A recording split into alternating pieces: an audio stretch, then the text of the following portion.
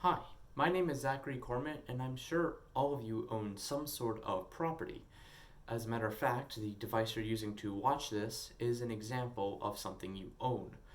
Although, no matter how much you believe that this is yours, the government could come along and take it, and no questions asked. As an example, as another example, your house you live in is owned by someone. Maybe it's by you, your parents, or your landlord. This could all be taken away from you or your landlord if you don't pay the money the government asks to go war overseas. Or the fact that the government can break its own laws by violating the people's right to protest, as the right is listed in the First Amendment. Due to this blatant overstepping of government, I would propose an ideology that would fix both of these problems, being the private property and eliminating government tyranny. This ideology is called anarcho-capitalism, and I'll take you to the fictional country of Ancapistan and how this fixes the issues that our current government has. Now, I'm sure most of you have seen this compass rolling around. It's called the political compass, and it's more or less a x and y axis to define how you think.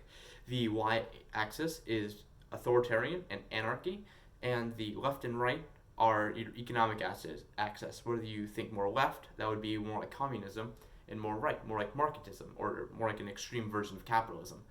The anarcho-communists, anarcho-capitalists, are far down because they're anarchy, they don't believe in a government, and they're far right because they believe in total free market capitalism. And the flag of the anarcho-capitalists is here. The top yellow part represents the capitalism, and the bottom black part represents the anarchy, or lack of government. So let's talk about what they believe. The foundation of Ancapistan is that everyone is entitled to property. Where there is a demand, there is a supply. A prominent ANCAP philosopher, Hans Hermann Hoppe, argues that a state is a territorial monopolist of force. He said this on page 21. This is a summary of what Ancapistan is founded upon, the idea that government has a monopoly on laws and things to control you. The thought of a governmentless land where you and only you are entitled to your property. Followers of this ideology do often propose one law. It's called the non-aggression principle, or the NAP, in which it's more like a social contract, which every member is bound to until they break it. The NAP can be defined as avoiding first strike force, fraud, or theft against others. They only use force in self-defense, and those who violate this non-aggression principle are expected to make their victims whole as much as possible, said by Ruwert. By make whole possible, she means to fix, undo your wrongs. With a lot of extremist ideologies, when offered a counter-argument, such as a country that tried it and failed, as a lot of extremes happen, anarcho-capitalism is an exception. It has been tried in a country of Cropia, I believe. Has succeeded for over 400 years. The only reason it fell was because some greedy monarchs decided that they wanted a piece of their success. These two were Grand Duke Leopold II and Pope Leo XII. And on May 25th, 1826, they were just tired of it existing and decided to annex it, said by Thayer. The small country's only rule was firm and perpetual liberty, which meant no taxes, no rule, and no rulers. The country was extremely prosperous and was only destroyed by external factors, of which they were too powerful. Obviously, there are people who don't agree with the way Ancapistan runs itself. If everyone agreed, I wouldn't be up here today. Most people disagree with the anarchy part, as they believe a government is necessary to maintain peace within the people. Well, they do have a point. Governments tend to degrade over time as they strive for more power, and they get this power by taking it away from the people. Take the mighty government of the United States as an example. as we take a look at its fall from grace. At first, it was a bastion of freedom, and the government was meant to fear the people.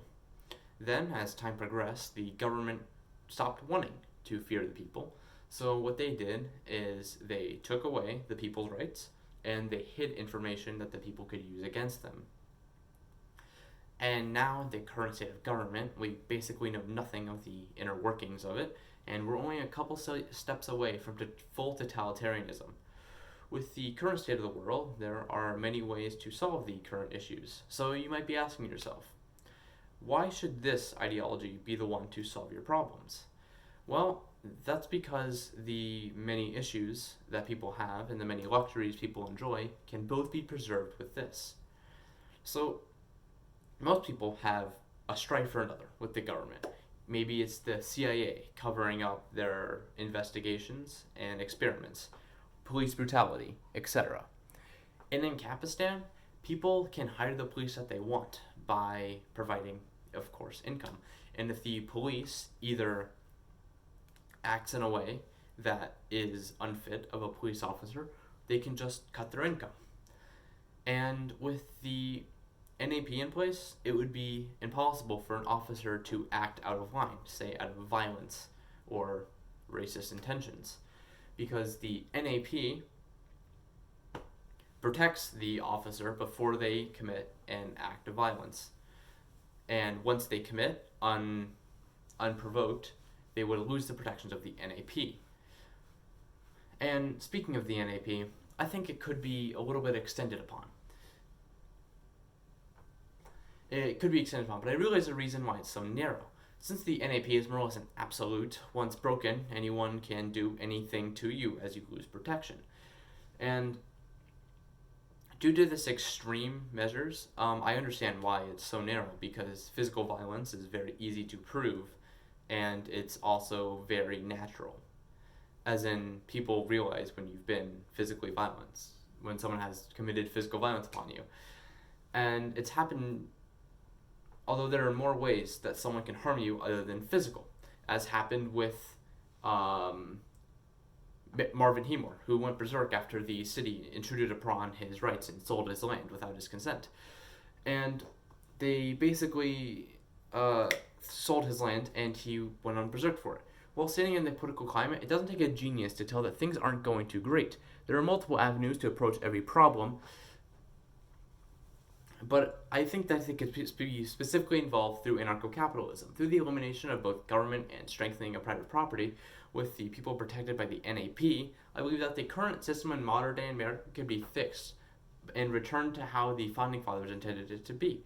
Right now, America is on the brink of totalitarianism, and I, among others, would like to prevent this miserable future depicted in 1984. My name is Zachary Corman, and thank you for listening to my speech.